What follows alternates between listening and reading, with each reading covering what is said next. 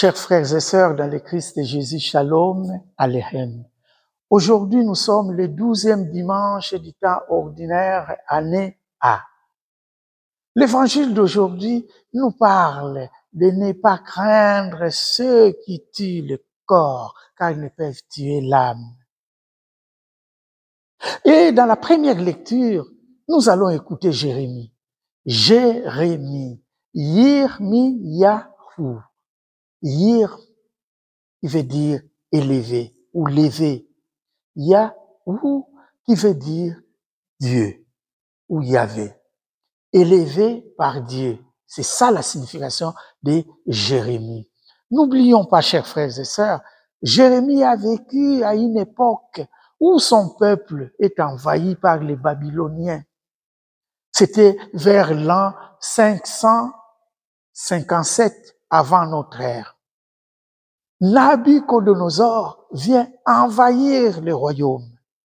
Jérémie est témoin. Jérémie va même demander la capitulation, car son peuple est fatigué. Son peuple n'en peut plus rien. Jérémie voit des maisons détruites par les Babyloniens. Plus grave encore, Jérémie voit les temples en train d'être saccagés, les saints des saints en train d'être saccagés, tout est détruit. Et plus malheureux encore, le peuple est déporté en Babylonie. On a déporté le peuple. Jérémie est là. Jérémie n'a plus de force. Quoi dire? Jérémie est fatigué de voir cela. Jérémie, c'est un homme timide, mais tendre. C'est un homme qui est mêlé à la souffrance. Il voit la souffrance de son peuple. Jérémie nous apparaît comme un homme de douleur, dont la vie a été marquée par des échecs, beaucoup d'échecs dans la vie de Jérémie. Un homme célibataire, il a souffert. Sa vie est tiraillée par le désespoir et l'espérance. La parole de Dieu lui donne l'espérance. Mais la souffrance de son peuple, c'est le désespoir. Il est abandonné par tous. Même ses propres frères l'ont abandonné. Voire même il est menacé.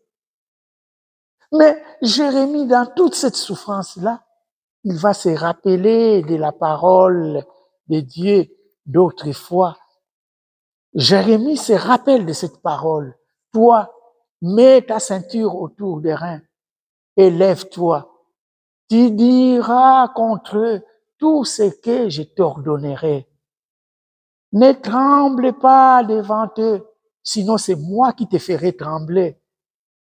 Jérémie 1, 17. Jérémie se rappelle de cela. Sinon c'est moi qui te ferai trembler.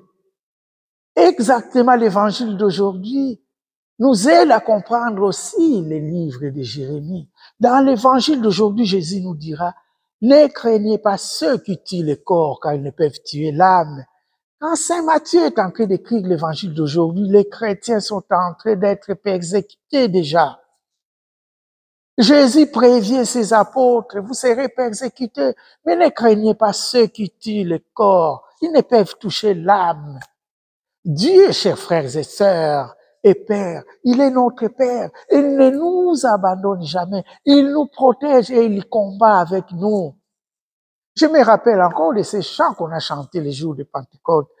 Pour qu'il nous donne sa violence à son service. L'Esprit Saint nous donne sa violence à son service. Quand on est tiraillé, quand on est persécuté, on a l'Esprit Saint avec nous. Il combat avec nous, chers frères et sœurs.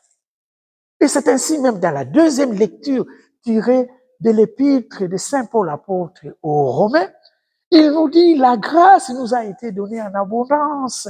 Et quand on a la grâce avec nous en abondance, chers frères et sœurs, on n'a plus peur, car on est comblé. On peut même oser de dire comme notre Mère du ciel, la Vierge Marie, je suis comblé de grâce. Comme Élisabeth a dit à Marie, tu es comblée de grâce. On peut même le dire, quand la grâce de Dieu est à nous, mais on n'a plus peur, car on peut faire face aux situations difficiles. Alors, chers frères et sœurs, on a reçu l'Esprit Saint qui nous donne la force de lutter contre le mal ou contre ceux qui nous persécutent. Pourquoi avoir peur? Pourquoi avoir peur?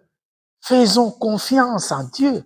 Mais écoutez, la confiance en Dieu, la foi en Dieu n'exclut pas la prudence. La prudence, oui, mais ayons encore plus foi en Dieu. Lui peut nous défendre. Lui peut défendre et le corps et l'âme. Voilà, chers frères et sœurs.